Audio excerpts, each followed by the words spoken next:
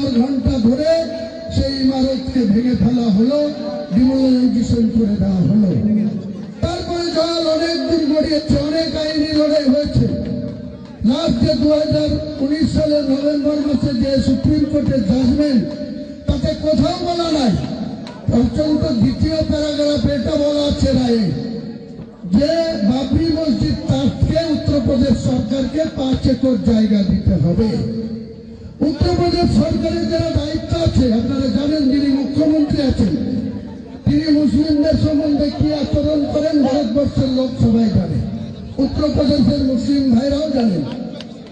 তাই তিনারা যে জায়গা দিয়েছেন, যেখানে ছিল বাবরি মসজিদ, সেখান থেকে 14 কিলোমিটার দূরে, যেখানে মাত্র 15% মুসলমানের বাস, তার মধ্যে 5% মুসলমান একটু শক্তিশালী অর্থনৈতিক দিক থেকে, শিক্ষা দীক্ষার দিক থেকে, 10% মুসলমান সেখানে লেবার শ্রেণী, নির্মাণ কর্মী, তারা সেখানে করতে পারছে না বাবরি মসজিদ।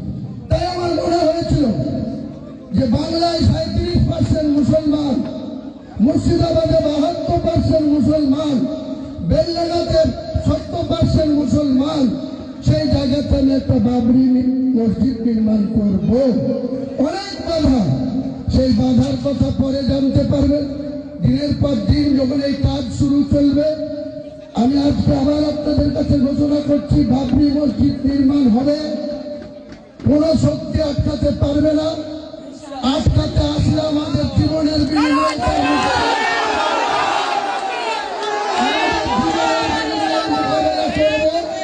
শহীদ হয়ে যাব, হাসি মুখে মৃত্যুবরণ করব, কিন্তু বাবরি মসজিদ হবে মুর্শিদাবাদের মাটিতে।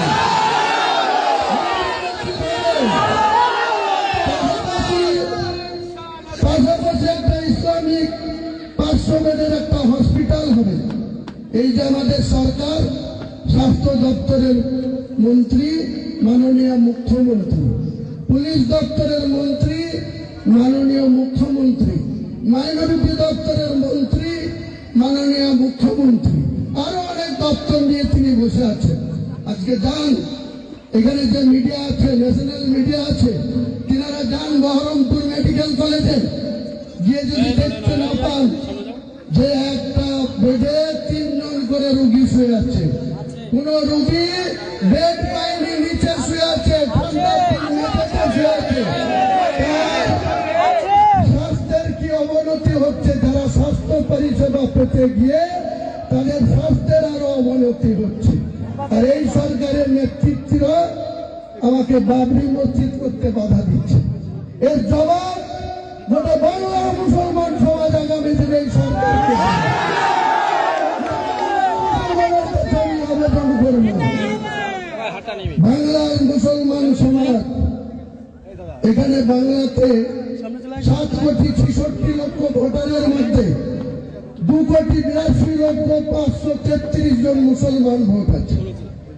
2,82,533 জনের মধ্যে মাত্র 40 লক্ষ নন বেঙ্গলি মুসলমান ভোট আছে, আর 2,42,533 জন বাঙালি মুসলমান। পর্যন্ত মুসলমান মেজরিটি সিট আছে 90খানা। এই 90টা সিট আপনাদেরকে মুসলমানদের জনপ্রতিনিধি সভায় পাঠান, আর বাকি 90টার মধ্যে 200 যে 4টে থাকবে, 294 এর মধ্যে, সেই 204টের মধ্যে মমতা ব্যানার্জি আর শুভেন্দু অধিকারীর মধ্যে লড়াই হোক। তারা কে সরকার আসবে হিন্দু সমাজ সিদ্ধান্ত নেই। অপোজিশনে থাকবো, বিধানসভা ইঞ্চিতে ইঞ্চিতে অধিকার বুঝে নিব, উন্নয়ন বুঝে নিব।